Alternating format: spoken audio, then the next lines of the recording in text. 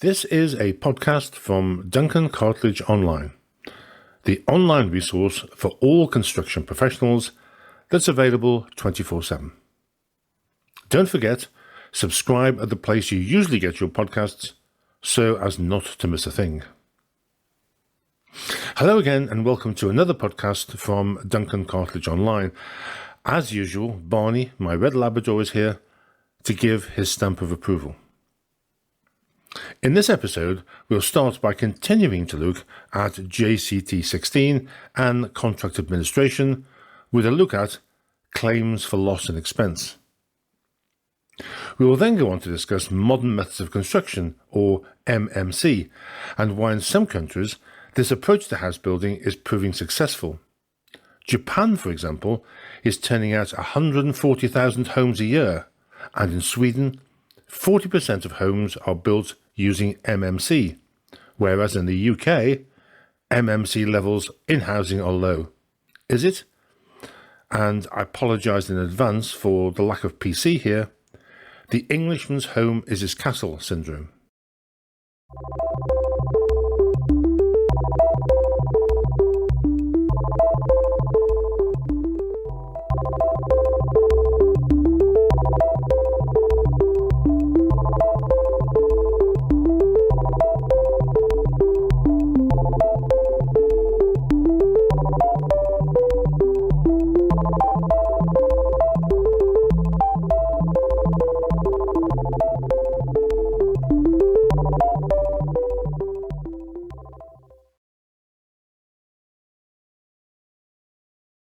So, let's kick off looking at loss and expense claims.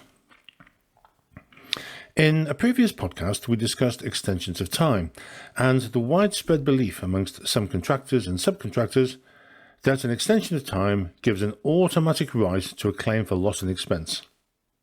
Nothing can be farther from the truth.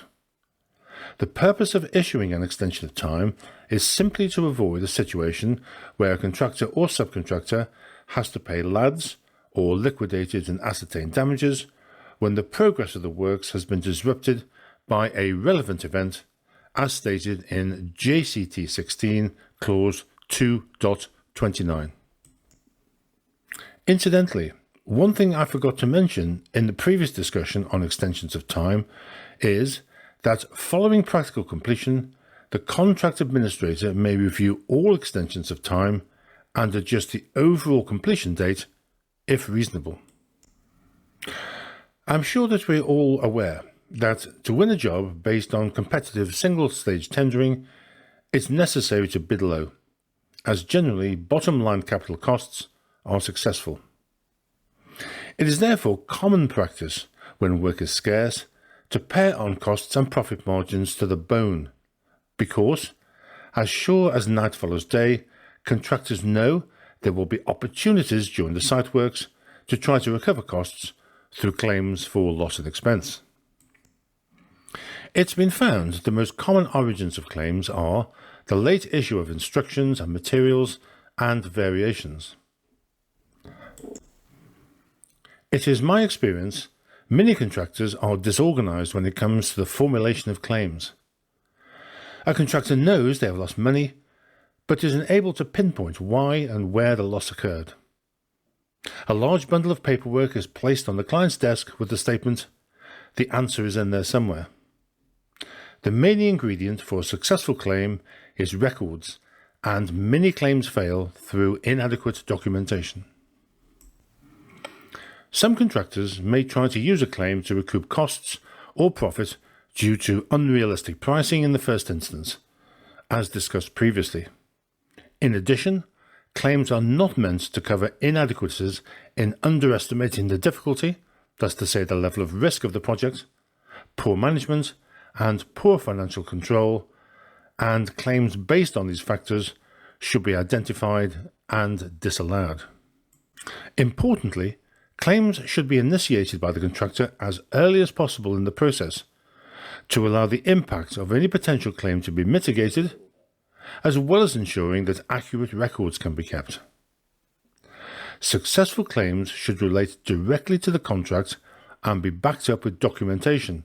In some ways, preparing a claim is similar to writing a narrative. Claims should be presented under headings or heads. Admissible heads have been found to be additional or prolongation costs of running the site during the extended contract period. If, for example, a contractor has to remain on site for 4 weeks longer than the original contract period, they will need to be compensated for extra site establishment costs as set out in the preliminaries breakdown. This is why preliminary items should be priced realistically by the contractor at the tender stage, as recommended by NRM2. A detailed preliminaries breakdown should be submitted with tenders. I know of one large general contractor, for example, who brackets all the preliminary items together at the tender stage and prices it as a percentage.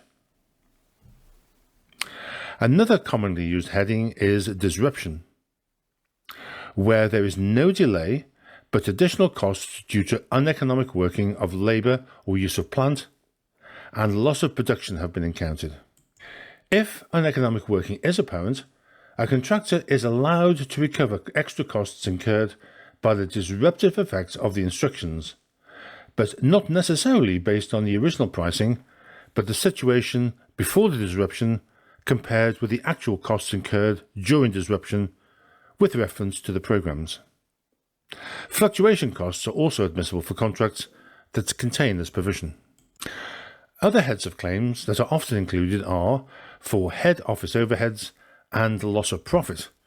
However, it is a contentious point as to whether these are admissible. A number of legal cases have appeared to establish they are admissible, but calculation may be difficult. For example, if a contractor has 20 contracts on site, it is difficult to prove because one is delayed that extra head office costs have been incurred. One approach is to show that because resources were tied up for longer with the delayed contract, other work had to be turned down. There are formulas, such as the famous Hudson formula, that may prove useful in calculating these items. Again, loss of profit is generally allowable only where the contractor is able to demonstrate that they have been prevented from earning profit elsewhere in the normal course of business, as a direct result of the disruption or prolongation, and again, this may be difficult to prove.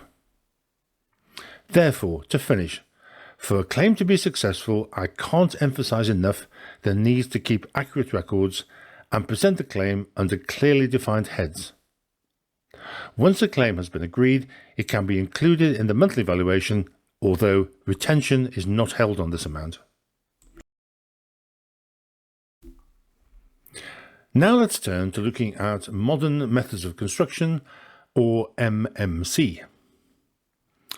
MMC is a broad term that covers a range of building processes which spans off-site, near-site, and on-site pre-manufacturing, process improvements, as well as technological applications. The term is often associated with off-site or modular construction, although in its widest sense, MMC can cover on-site process improvements as well. In the present-day context, no standard definition of MMC exists.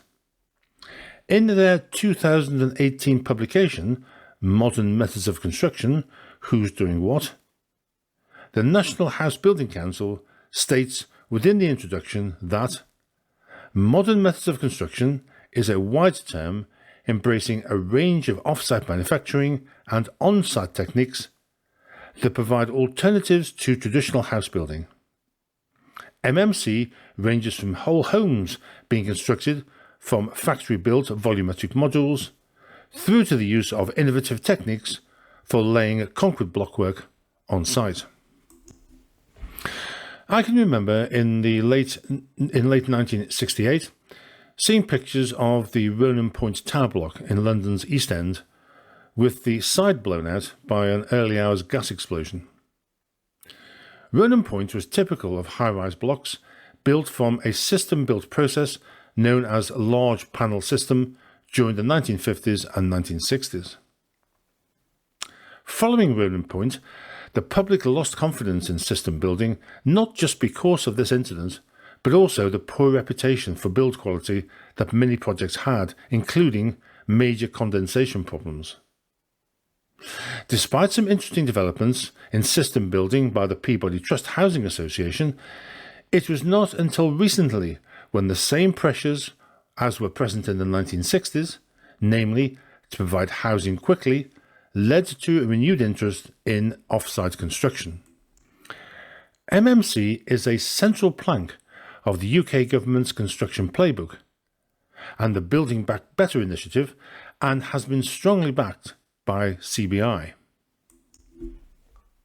The potential advantages of MMC appear to be clear. First, speed.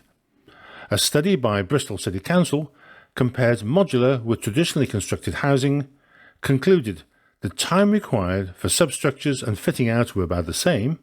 However, when it came to the superstructure, modular construction showed a massive 700% improvement. No skilled labour is needed. It has been estimated that 250,000 skilled workers will be needed by 2027, and there are currently 140,000 unfilled vacancies in construction trades. The current skill shortage has been attributed to an ageing workforce, Brexit, and the lack of attraction to school leavers, who perceive construction as involving mud, cold sites, and being stale, male and pale. And, they could be right.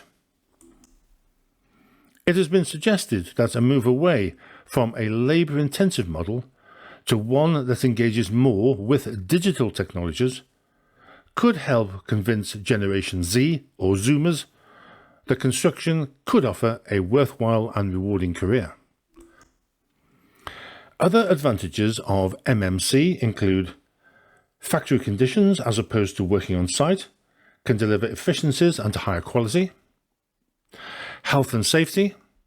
45 fatal injuries and 53,000 non-fatal injuries were reported in construction in 2020-2023, the highest of all industries. And finally, and importantly, lower emissions than traditionally constructed buildings. The theory is that in a perfect world, embedding digital technologies, including the UK BIM framework and digital twins, could improve the performance, sustainability, and value for money of projects and programs, allowing building information to be passed from the design team to the facilities operator via the contractor. In the UK at least, saying that MMC is the way forward is proving easier said than done. Towards the end of last year, Construction News was reporting the massive insolvency rate in the sector, and this was leading to wide-scale problems in rectifying defects in MMC built projects, as adaptability has always been a major problem, if not an impossibility, for MMC. Upfront savings may be outweighed by their likely future costs, as alteration and adaptation can be difficult. MMC problems have also been blamed on inflexibility of the supply chain, and currently only around 15,000 to 20,000 homes per year are factory made. According to the UK government, reasons for slow uptake of MMC include the fact that many MMC-based solutions are relatively untested. The construction industry and its clients are very conservative with a small c. Housing providers need evidence on in-use performance, maintenance, repair costs, adaptability and resilience, thus to say addressing concerns of warranty and mortgage providers on compliance and regulations to support selection. I can recall in 1960 when Waits started to build timber-framed houses, thus to say kit houses, at Forestdale in Croydon in South London. Many building societies who had a monopoly of the mortgage market at that time refused to grant mortgages as they perceived that timber-framed houses were inferior to good old brick and mortar, resulting in a poor public perception. Could this be the Englishman's home is his castle syndrome? Also, perceived risks associated with limited supply chain capacity, poor productivity and reliability in delivering houses to meet the quality and standards. And finally, the impact of skills shortages. In 1976, I published a book called Construction Design Economics. Its price was, believe it or not, £1.50.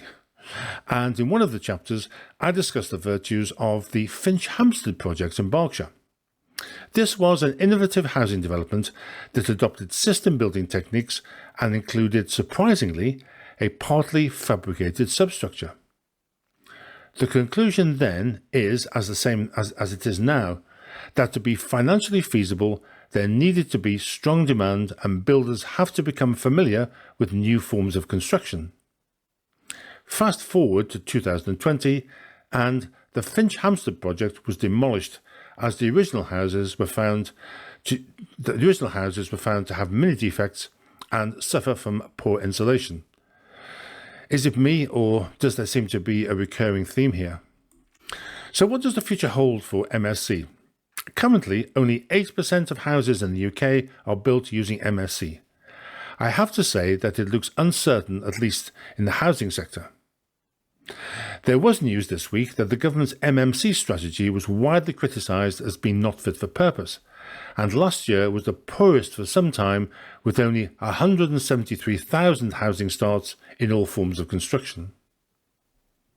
As has been discussed, for MMC housing to succeed, buyers must have confidence and be willing to buy the finished product rather than traditionally built properties, and lenders have to be prepared to provide finance both to the contractors and the buyers, and at the moment that's just not happening at the pace required to solve the UK's housing shortage. Well, that's all for this episode. I hope that you found it interesting. This has been a podcast from Duncan Cartlidge Online. Thank you for listening. Don't forget to subscribe, and from Barney and me, until the next time, bye for now.